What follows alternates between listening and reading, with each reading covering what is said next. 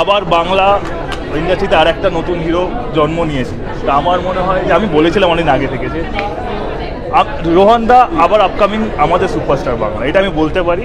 এত কষ্ট করেছে, এত খেটেছে মুভিটার জন্য, এত কিছু। প্লিজ তোমরা সাপোর্ট করো। আমি আর কি বলো, আমি তো ভাই, বাট তোমাদের ভালোবাসা, তোমাদের আশীর্বাদ যদি ওর সঙ্গে না থাকে তাহলে মানে আর আমাদের থাকলে আরও বড় হবে। তোমরা প্লিজ সাপোর্ট করো। এটা কোইন্সিডেন্স। আরে ভাই তো চয়েস তো একরকম। প্লিজ সাপোর্ট করো, প্লিজ সাপোর্ট করো। আমি একটা কথা বলি, সবার আগে এসেছি এখানে। হ্যাঁ, 4টের সময় চলে এসছে, তোমাদেরও আগে। হ্যাঁ, আমি তো মিডিয়ার আগে এসেছি আমি এখানে। তাহলে বুঝতে পারছো কটা সাপোর্ট করছি আমি। হ্যাঁ, আমার মনের মানুষ রোহন দা। সেটা কে? নামটা কি? আরে তোমরা ব্রহ্মার্জনের কথা বলো না, আমাকে নিয়ে কেন পড়ে আছো? হ্যাঁ, আমি ডুমুরের ফুল। আচ্ছা, ভাইয়ের মনের মানুষের সম্বন্ধে কিছু বলবে? ভাইয়ের মনের মানুষ, ভাইয়ের অনেক মনের মানুষ। না একজন হ্যাঁ, একজন আছে তো। সেটা প্রেমের দিবসের সামনে চলে এসেছে। ঠিক টাইমে কথা হবে সবাই, তোমরা তো জানোই সব, আবার ওর থেকে জানার কি আছে। ব্রহ্মার্জুনের কথা বলো, আমি ওটা শুনতে এসেছি আজকে। ওর সাকসেসটা দেখে আমার ভালো লাগছে। এই যে এতগুলো মিডিয়া আছে না, সবাই খুশি তো হচ্ছে, আমার সব থেকে বেশি খুশি হচ্ছে। একটু নার্ভাস, বাট আমার মনে হয় এখন নার্ভাস হয়ে কোনো লাভ নেই। যেটা তৈরি হওয়ার সেটা হয়ে গেছে। আমি আমার পার্ট করেছি, রোহানের পার্ট করেছে, অনিন্দ্যদার পার্ট করেছে, সবাই সবারটা করেছি। ডিরেক্টর একটা করেছে, সবাই সবার কাজটা করেছে। আমার মনে হয় এবার সব কাজটা মিলিয়ে আজকে একটা পরীক্ষা।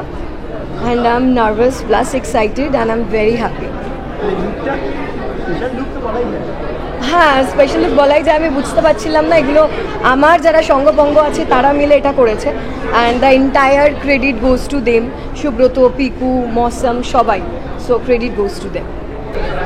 হ্যাঁ, সো খুবই এক্সাইটেড। এই ধরনের সিনেমা আরও হওয়া উচিত। খাদান যেমন একটা বিশাল বড় চমক নিয়ে এসেছিলো অনেক দিন পরে। আমি কম্পেয়ার একদমই করবো না, দুটো আলাদা ধরনের ছবি। But I am really excited যে ইন্ডিপেন্ডেন্ট ফিল্ম মেকাররা এরকম ছবি নিয়ে আসছে। অ্যাটলিস্ট ওই ব্রেভারিটা দেখাচ্ছে যেটা দরকার।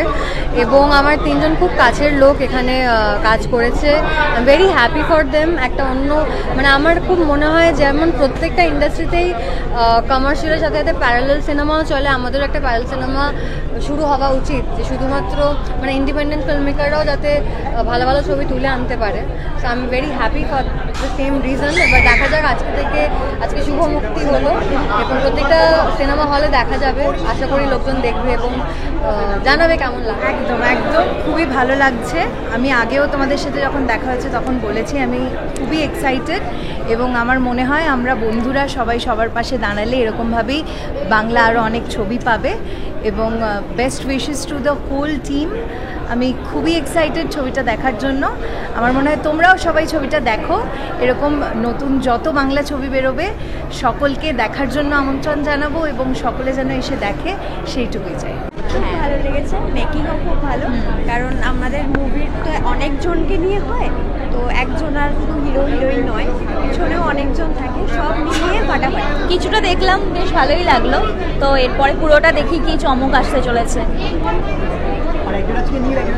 হ্যাঁ, আমাদের ওই হয়ে যায়। বেস্ট ফ্রেন্ড তো তাই ইন্ডাস্ট্রিতে বলে বেস্ট ফ্রেন্ড হয় না, না, কিন্তু আমরা বেস্ট ফ্রেন্ড।